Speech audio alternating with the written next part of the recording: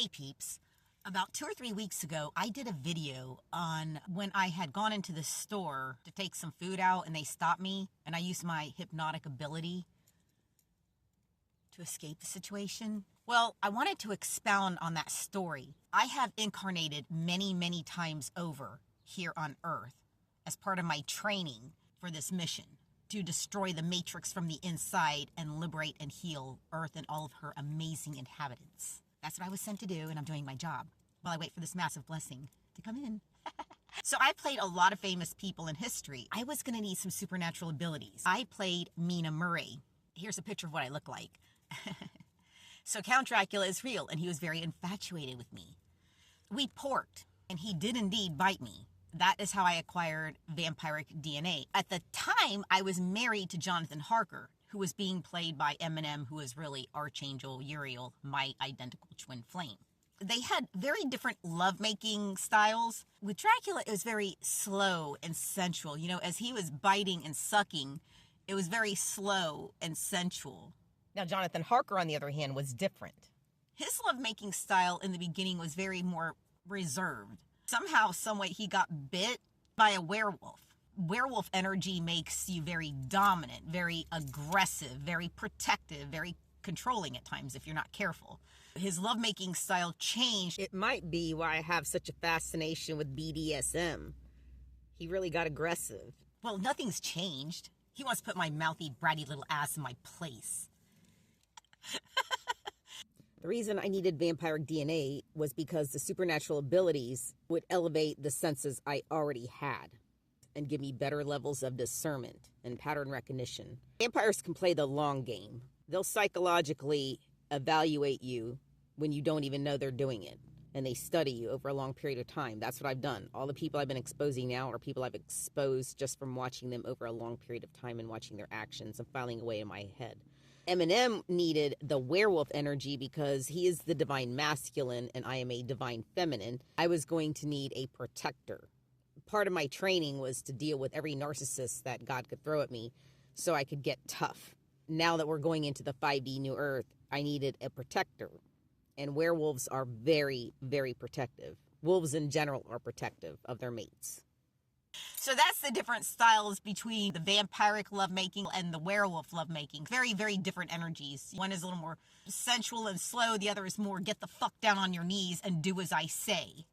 I also wanted to expound on something else regarding God. What I am posting about online, this is the life I'm living. I totally smoke weed. I totally live in my car right now while I'm waiting for this huge blessing to roll in. And it's going to roll in because I have a direct connection to God and he and I are besties.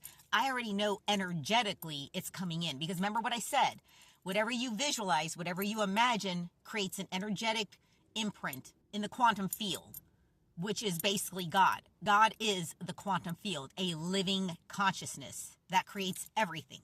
At this point, the tides are turning. I've been having a series of small blessings pop up randomly when I don't expect it and when I need it most.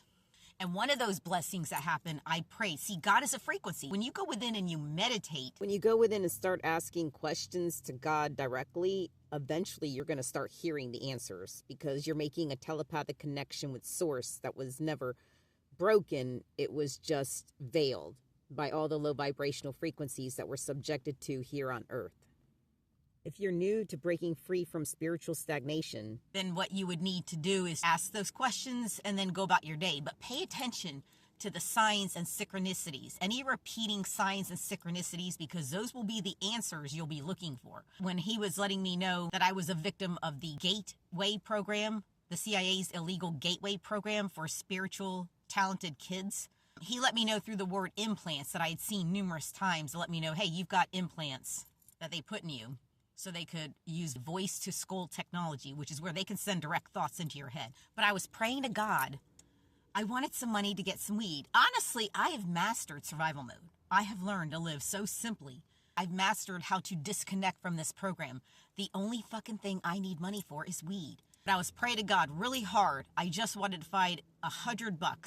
$100 because I really, really, really wanted to get some weed. And wouldn't you know it, the other day, I was walking somewhere and I looked down on the ground. My eyes just sort of were directed down there because I wasn't looking in that direction. When God wants you to see something, he'll sort of take control over your body temporarily by directing you in a certain way. So you see something he wants you to see. And I looked down and it was a brown wallet. Well, I opened it up and there was like over $100 in there. And there was no ID or anything with it. So of course I took the money. That was a blessing from God. That's a small blessing from God leading up to the big grand finale coming up. One time I was crying because I needed heat for the car. There had been a snowstorm and I prayed really, really hard for an earth angel to show up with $40 to help me out. Or $20. I think it might have been $20 for them to just show up with like some money to help me out. And wouldn't you know it, the next day, someone did come and help me out. All of these smaller blessings, they are the breadcrumbs leading up to the grand finale, the huge surprise that God has planned for me, to the grand finale of this shit show I didn't know I was a participant in. It's God's big, huge surprise for me, for putting up with all of the abuse and the torture that I've been through so that I could be a leader of the new earth. I'm not here to dominate anybody, not in the way that's bad. I don't want to control anybody. I just want everybody to realize that they are all special, unique, and authentic.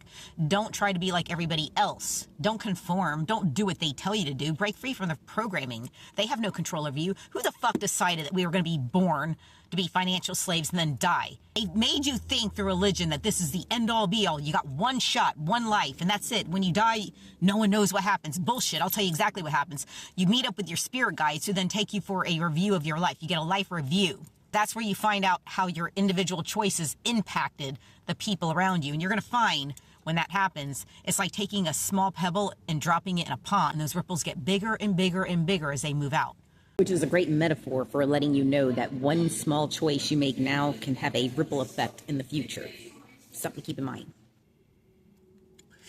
You're not limited to just this human experience. There are other collectives of the galaxy that you could be a part of if you wanted to experience those collectives. There's the Arcturians. They are masters of spirituality and technology. Their minds alone can power their ships. Then you have the Lyrans. When you think of lions, think of Lyrans. They're the rebellious, fierce warriors. And then you also have the Andromedans, who are curious and funny. My time in these collectives is how I've acquired so many of these abilities. And I'm grateful for all of them. And you're not limited to just one human experience. Matter of fact, this is known as a prison planet. Souls sign up to come here. This is like a graduate school for the soul. They agree to come here when they want to know what extreme darkness is like, because this was a very dark world for a very, very long time. They signed up to experience that. They get traumatized. It's going to keep them looped. They'll go back for their life review, and they'll have time to reflect on choices, what they could have learned from it. They have time to heal and grow before they come back in a different body with a different plot, different characters, the same consciousness, just in a new body, having a new experience. Because of the spiritual amnesia wipe that we all go through when we're born, they won't have any knowledge of their past lives or the skills they learned or the knowledge they learned. It's like starting over every fucking time. That's what keeps people looped in the cycle of reincarnation. Everything has a consciousness. When you drown out this noise, you will see what I'm talking about. You'll be able to talk to your car. You can talk to toys. I talk to them all the time. I even got one from the store. He wanted to come with me. This is the totem for my grandma Gaia. That was from when I was in the Greek pantheon and I played the role of Artemis. Grandma Gaia and I were very close, and she loves frogs. So this is her totem, and this is Robbie from the store, and he hangs out with my grandma Gaia. Welcome to my whimsical little world. Welcome to 5D. Welcome to 5D. A new frequency, a new frequency, a new frequency.